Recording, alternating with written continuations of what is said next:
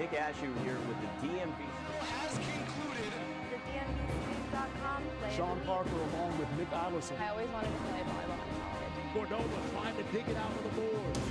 And they score!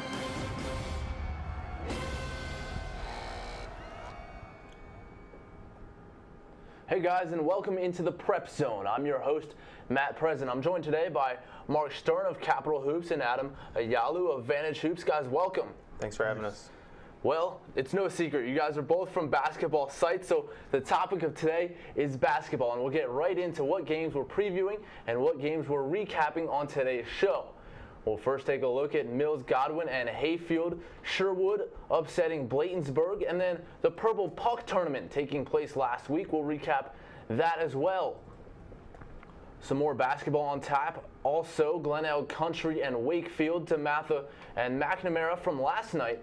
And then some previews later in the show coming your way. Osborne and Battlefield, the IAC MAC Challenge coming your way this weekend. DMV Stream covering all 6 games. And then DeMatha O'Connell taking place next week. Now, here's how to find the show. You can find us on Facebook Live, on our website, DMVSTREAM.COM. That's on demand.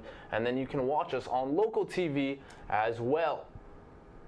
So we're going to take a quick break and come back with all the content of today's show, those previews and recaps. But first, how to get your plays on our Top 10 Countdown. Hello, everybody, and welcome to an all-new season of Top Plays here at AllMetSports.com and WashingtonPost.com. I'm BJ Kubarumas. All right, like the previous 3 seasons, we're continuing our exciting interactive high school basketball show, a show that allows you, parents, coaches, players, and fans, to send in your video submissions for ranking in our Top 10 style weekly show. Each week, we'll reveal the latest highlights, dunks, sweet assists, and bizarre happenings from across the region. All you gotta do is tweet me the link. I'm at BJKoob, and remember, you gotta hashtag it AllMets. You can send in your Huddle, YouTube, Vimeo, really any video link, and we'll consider it for use in the upcoming episode of Top Plays. Remember to tune in every Monday to see if your video made it at AllMetSports.com. We'll see you soon. Welcome back to the Prep Zone as we move forward in our weekly rewind segment. And first we take a look at Mills Godwin and Hayfield. Adam, what was the story in that game? I was at the Glory Days Grill Tournament at Lake Braddock, where Hayfield from Alexandria played against Mills Godwin from the Richmond area. And the final score, Mills Godwin won 60-51. It was a really good game, up and down, a lot of transition, but also some really good half-court play as well. Langston Gaither was a leading scorer. He plays for Hayfield. He scores 20 points, had 6 rebounds, also got 4 steals, 2 assists, and a block. So he was all over the stat sheet for Hayfield. Another really good contributor for Hayfield in the loss was Carrington Brox. He's a senior. He had 12 points, 8 rebounds, and 3 steals. Tim Fisher, the senior big man for Mills Godwin, was named to the all-tournament team. And Dylan Thomas, who was the most valuable player of the tournament. He just committed to Roanoke College, a Division III school in the ODAC. He was the tournament MVP. He had 16 in this game. He was relatively quiet offensively until like the last minute of the third quarter when he really got it going. He hit a 3 and then scored 13 in the fourth quarter, including several really clutch free throws. Godwin just made more plays down the stretch, and where it was able to come out victorious. And sometimes that's all it takes, is that one 3-pointer that gets you going. Yeah, exactly. And he really doesn't even care about his stats. And talking to him after the game, he was just really more concerned about the win. All right, now let's head to another holiday tournament. It was the Sherwood and Bladensburg game. That was the Brad Pinback Holiday Tournament, and Sherwood with a big upset win, Mark. Yeah, Brad Pinchback Holiday Tournament at Einstein. I think it's the 5th year of the tournament. The day before the championship game, Bladensburg beat Richard Montgomery, who's probably the cream of the crop in Montgomery County in addition to Seneca Valley. But in the championship game, Sherwood turned a lot of heads in that game. 17 points and 6 assists from Davis Long Jr. from Sherwood, who's got interest from Wichita State, Hartford, Texas Tech, a bunch of high majors. And the story for Bladensburg, why they didn't perform up to par in that game, 11 of 26 from the free throw line. They gave up 12 3-pointers to Sherwood, and that was the story of the game. Daniel Oladapo, who's talked about a lot on this show, 17 points in that game, is one of the better players in PG County. Had a solid game, but it was Sherwood who really came to play. 5-3 on the year, but a win over a Bladensburg team like that is, a win that should do big things in terms of their confidence as the season progresses. Yeah, that was the first loss on the season for Bladensburg. You mentioned coming off that win over Richard Montgomery. Was it kind of a letdown performance, or did Sherwood just create matchup problems for them?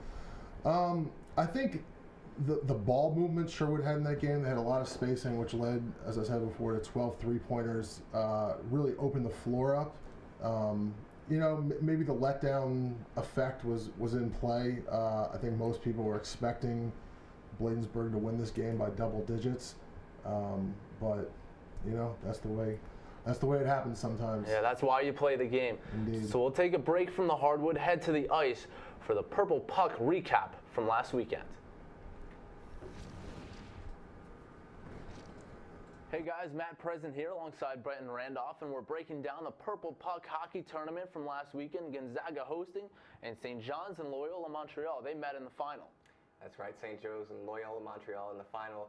St. Joe's was looking for their first ever championship, and Loyola Montreal was in their first ever appearance in the tournament. They made it all the way to the final, but like I said earlier, St. Joe's in their first ever, looking for their first ever championship. They'd been to this game a few times, but were not ever quite able to get over the hump. And they came out in this game and played very aggressive hockey early and often as they got out to a 3-0 lead. But give credit to Loyola Montreal. They had been a second half team throughout this tournament, and they were a second half team once again, even as St. Joe's gets a goal there to go up 4-1.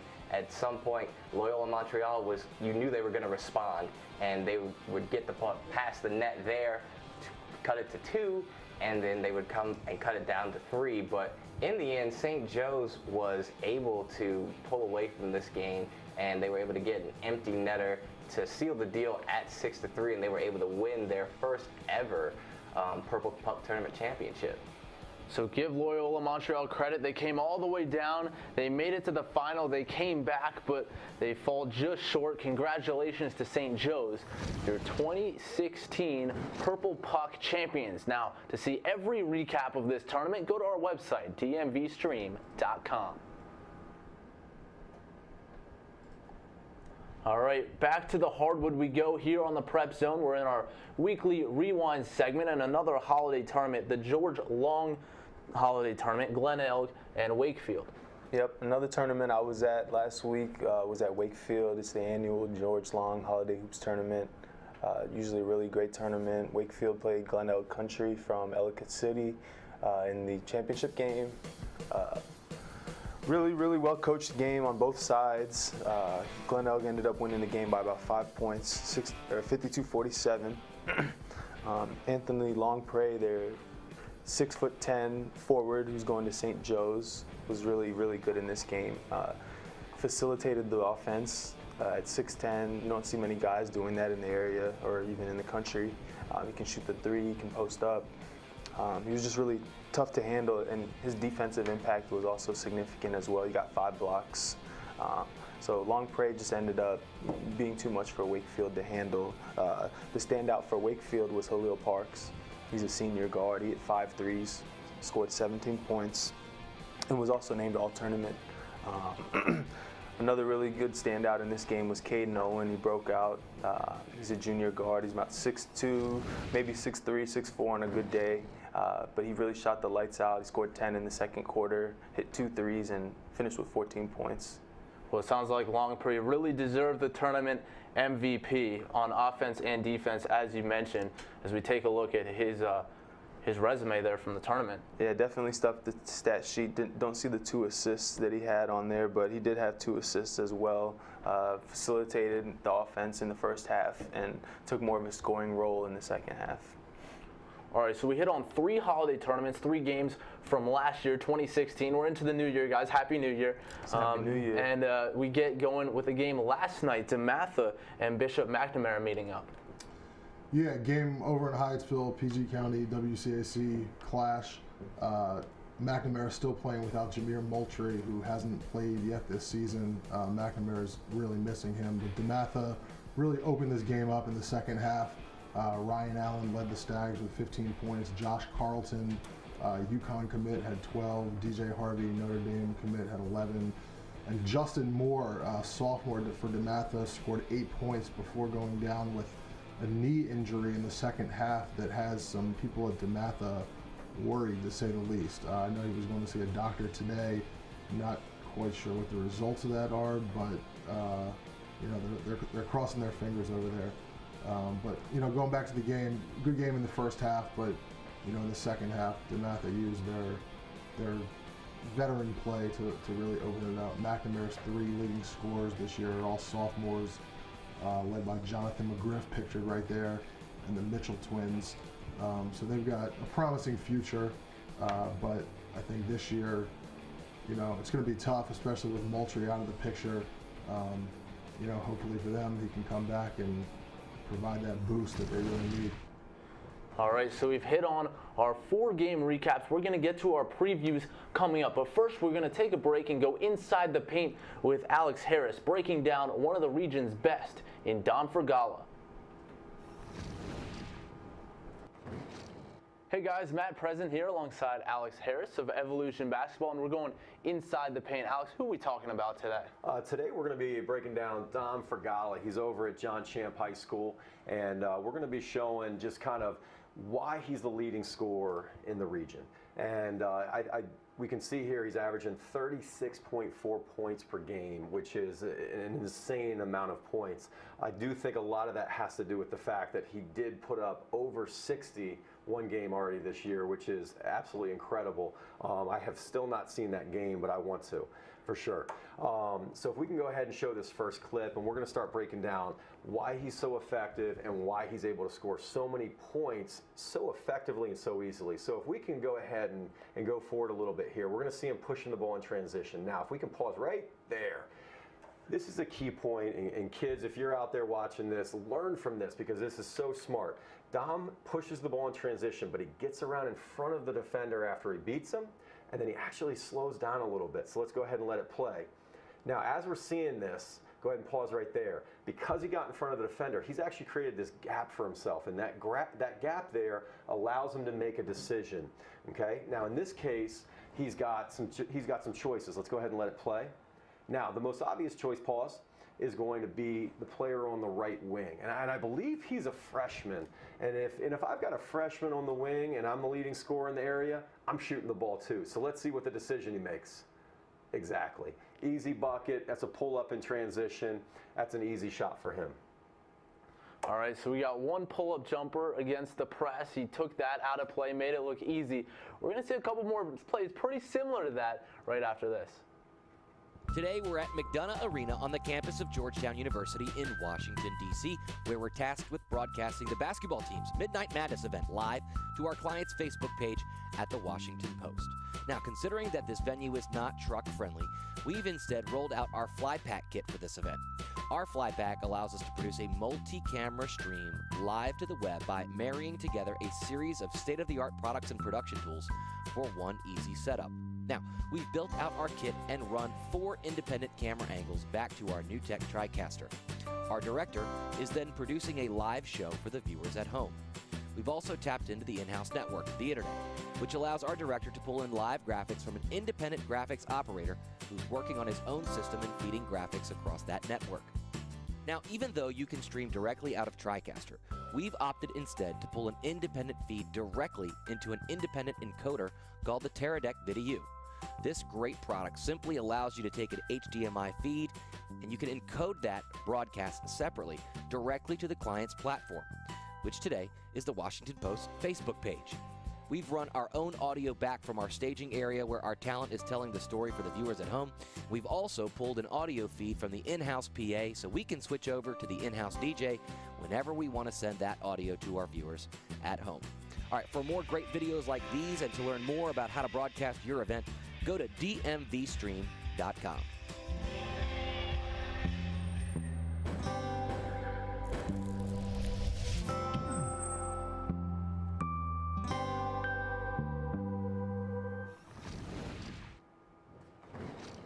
We're back here on Inside the Paint talking Dom Fragala of John Champ, and we saw him once in transition, Alex. We're going to see him a couple more times, and the different options that he gives himself and gives his team in that transition game. Yeah, absolutely. What we're going to see here is we're going to see a very savvy play, and honestly, this is a very confident play as well, because if you mess this one up, you're probably ending up on the bench if you're not one of the top players in the area or on your team. So let's go ahead and let's roll right into it. So we're going to see a, we're going to call it a classic mistake by the defender, not paying attention, and he gets that right off the backside, turning into a fast break transition. And let's pause right, go a couple more frames ahead, right there. That's what I want to see. So Dom does again. He gets in front of that defender. He gets by him with his speed, gets in front of the defender. Now all of a sudden he's in control, and that's what's so important. So in this play, what I want to bring up is one of our rules that we always teach the game by, which is attack until the defense stops you. Attack until the defense stops you.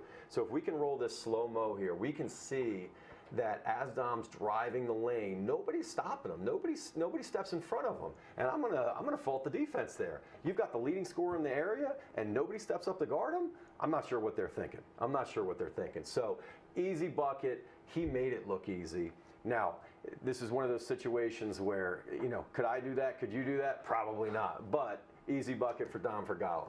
All right, so on to the next clip, and we'll see what happens when the defense does, in fact, get in his way as he goes to the rim. Yeah, this is a fun one, and this is one of those plays, and this is one of those possessions where, let's go ahead and pause it right there, where what we can do is we can see the result of scoring a lot of points and being a big scoring threat. So we're going to go ahead, once again, we're going to see him push the ball in transition. Let's go ahead and start rolling here.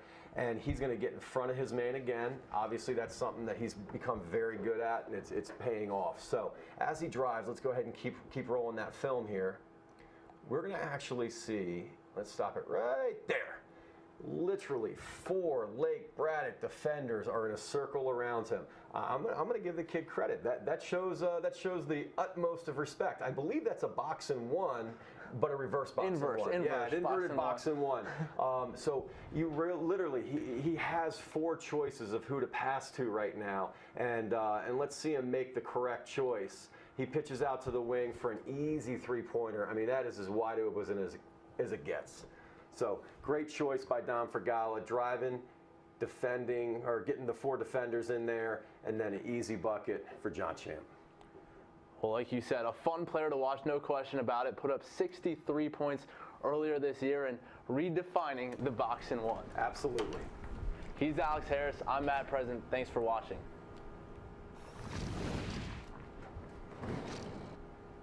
Welcome back to the Prep Zone here on DMV Stream. It's now time for our weekly Fast Forward segment, and we take a look at a game coming your way on Friday, Osborne against Battlefield. Yeah, really good game every year. They play twice a year, Osborne and Battlefield out in Prince William County. Osborne coming off a really tough game against Potomac, who won the state championship. They lost to Potomac 66-44 last night. But I think that's going to be a good, warm-up game to this one for Osborne.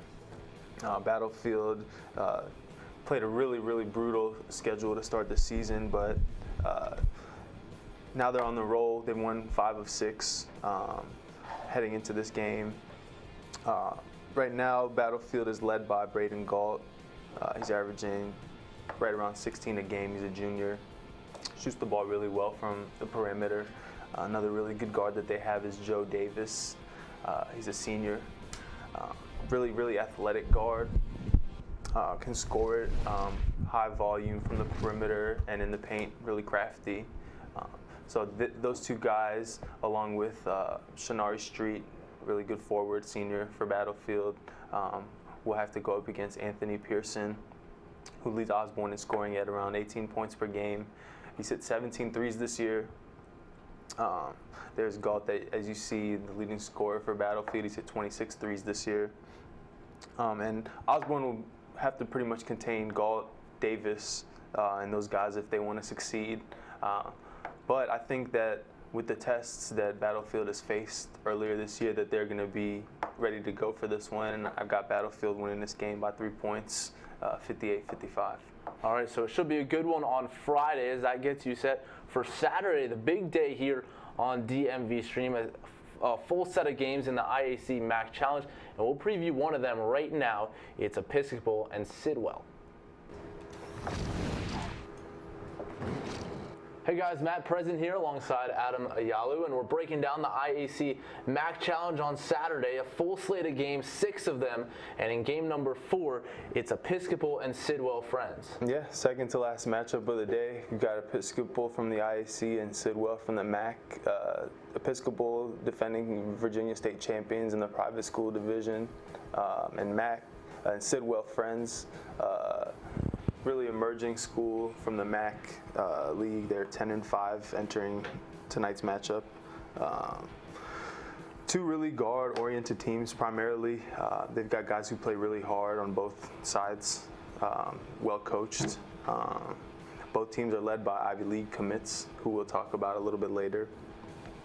Balanced scoring for Sidwell, whereas Episcopal primarily relies on their Division I commit, who we'll talk about a little bit later.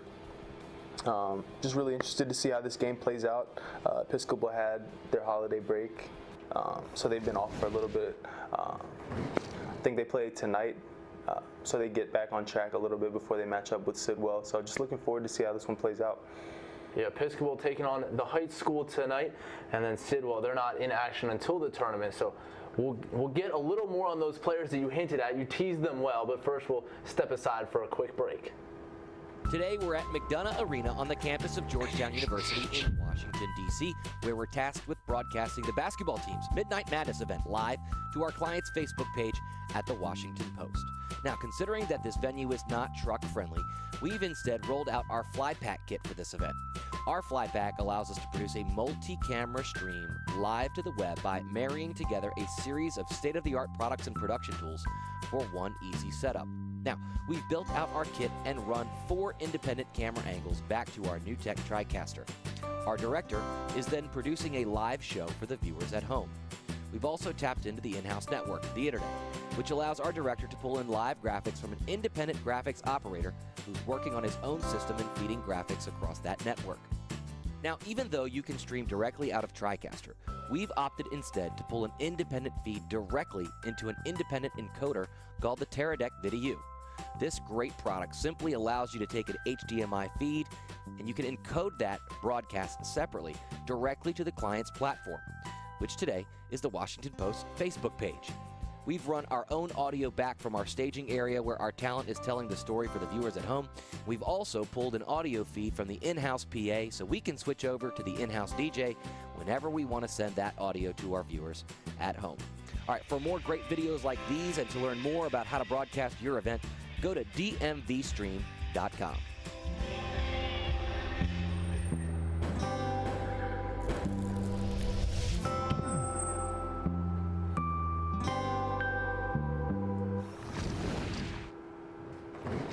Welcome back to our IAC MAC Challenge preview, Episcopal and Sidwell Friends. And Adam, let's get your players to watch for this matchup.